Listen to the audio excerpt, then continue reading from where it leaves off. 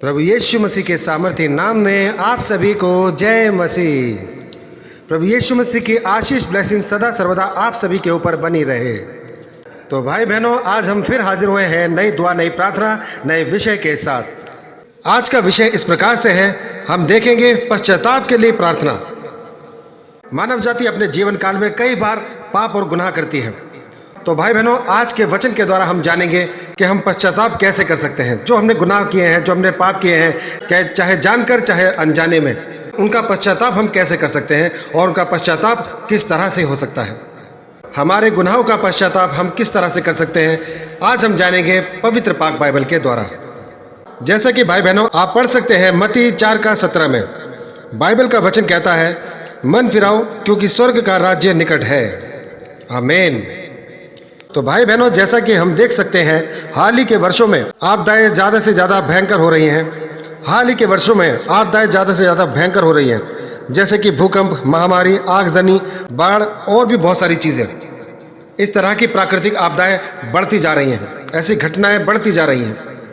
और बहुत लोगों का मानना है, उन्होंने महसूस किया है कि लगातार आने वाली आपदाएं प्रभु के लौटने का संकेत है, प्रभु यीशु मसीह के वापस आने का संकेत है और परमेश्वर के आने का दिन हमारे बहुत करीब है। इसलिए वचन कहता है कि मन फिराओ क्योंकि स्वर्ग का राज्य निकट है, मत्ती 4:17 में। तो भाई बहनों, मैं आपको बताना चाहता हूँ, जो सही मायने में पश्चाताप करते हैं, सिर्फ वही परमेश्वर के द्वारा उद्धार पा सकते हैं और आपदाओं में तबाह होने से बच सकते हैं।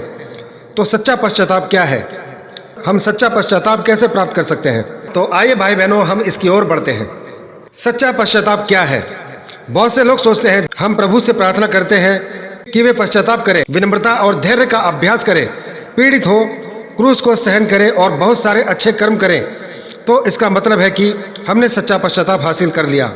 तो आपको क्या लगता है, क्या ऐसा होना परमेश्वर की इच्छा के अनुरूप है? क्या परमेश्वर की इच्छा यही है कि हम इस तरह से चलें? क्या यही पूर्ण रूप से परमेश्वर की इच्छा है हमारे प्रति? तो भाई बहनों, इस बारे में परमेश्वर का वचन क्या कहता है, हम वचन के द्वारा देखेंगे। तो परमेश्वर का वचन कहता है लेव व्यवस्था 11:45 में, तुम इसलिए पवित्र हो जाओगे क्योंकि मैं पवित्र हूँ। तो यहाँ पर हम सीखते हैं कि हमको पवित्र बनना है, क्योंकि परमेश्वर का वचन कहता है कि मैं पवित्र हूँ तो तुम भी पवित्र बनो। ये आज्ञा है हर एक मनुष्य के लिए, हर एक मानव जाति के लिए, क्योंकि परमेश्वर पवित्र है। क्योंकि परमेश्वर पवित्र है और मनुष्य के पापों से घृणा करते हैं। इसलिए सच्चा पश्चाताप वही है जब हम पाप नहीं करते या परमेश्वर का विरोध नहीं करते। और इस तरह पवित्र होने के लिए हमें क्या करना है, तो मैं आपको बताना चाहता हूँ भाई बहनों, हमें अपने शरीर में से, अपनी भावना से कुछ बातों को निकालने की जरूरत है, उस पर काम करने की जरूरत है। जब हम अपने भ्रष्ट संकल्पों जैसे कि स्वार्थ, छल, अहंकार, बुराई, लालच और अधिक में शुद्धि, अधिक पाने की चाह और इस तरह की बातें, इस तरह के लालच को अपने जहन से बाहर निकालते हैं और अपने मन को शुद्ध करते हैं, अपने हृदय को शुद्ध करते हैं, तब हम पवित्र हो जाते हैं, तब हम शुद्ध किए जाते हैं। इस तरह की सभी तमाम बातों को अपनी जहन से आपने बाहर निकालना है, अपने आप को शुद्ध करने के लिए और परमेश्वर के सम्मुख जाने के लिए। और शुद्धि में परिवर्तन प्राप्त करते हैं तो पूरी तरह से पापों के बंधनों और बाधाओं से दूर रहते हैं। तो जब हम इस तरह का जीवन यापन करते हैं तो पूरी तरह से परमेश्वर में समर्पण करने में सक्षम हो जाते हैं और कभी भी परमेश्वर के खिलाफ विद्रोह नहीं करते और ना परमेश्वर का विरोध करते हैं। इस तरह से हम सच्चा पश्चाताप करते हैं और स्वर्ग के राज्य को पाने के योग्य बन पाते हैं। भाई बहनों, हमें अपने रोजमर्रा की जिंदगी में धैर्य रखना है, सहनशीलता रखनी है, अपने आप को संयम में रखना है, अपने आप को खुद को संयम में रखना है। दूसरों के साथ ना कोई बैर भाव रखना है, ना कोई झगड़ा करना है। हिंसा, जलन, झगड़ा, ये सब चीजें हमारे जीवन में नहीं होनी चाहिए।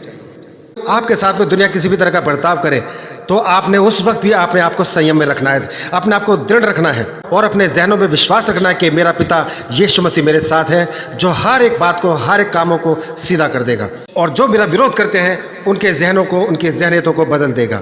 क्योंकि ऐसी चीज़ों को अगर हम अपने हाथों में लेते हैं और अपने द्वारा ठीक करने का प्रयास करते हैं तो हम पाप में घिर जाते हैं, हमारे द्वारा गुनाह या पाप हो जाता है।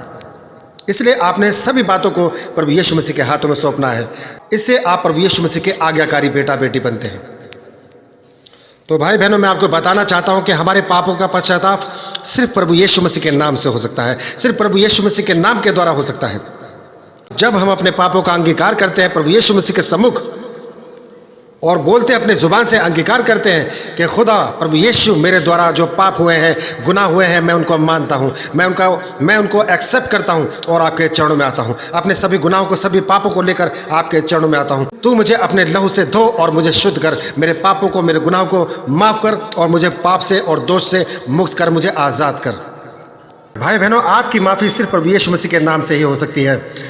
सिर्फ यीशु मसीह आपके गुनाहों को माफ़ कर सकते हैं। आपके द्वारा चाहे जो भी गलती, जो भी गुनाह हुआ है, आपके हर एक गुनाह की माफ़ी और हर एक गुनाह का पश्चाताप यीशु मसीह के नाम से है। जब आप अपनी ज़ुबान से अंगीकार कर लेते हैं और अपने गुनाहों की माफ़ी मांगते हैं प्रभु यीशु मसीह के सम्मुख और अपने पापों को उजागर करते हैं, तो प्रभु यीशु मसीह आपको माफ़ करता है और इस तरह से आपके गुनाहों का और आपके पापों का पश्चाताप हो जाता है। क्योंकि पवित्र बाइबल के यूहन्ना 12 का 47 और 48 में अगर आप पढ़ेंगे तो वहाँ पर परमेश्वर का वचन आपको साफ हिदायत देता है कि गुनाह माफ़ करने वाला सिर्फ यीशु मसीह है। एकमात्र नाम जो पूरी कायनात पर, पूरी सृष्टि पर दिया गया है, वो नाम है यीशु मसीह। इसके अलावा और कोई दूसरा नाम नहीं है जो हमारे गुनाहों को माफ़ कर सके।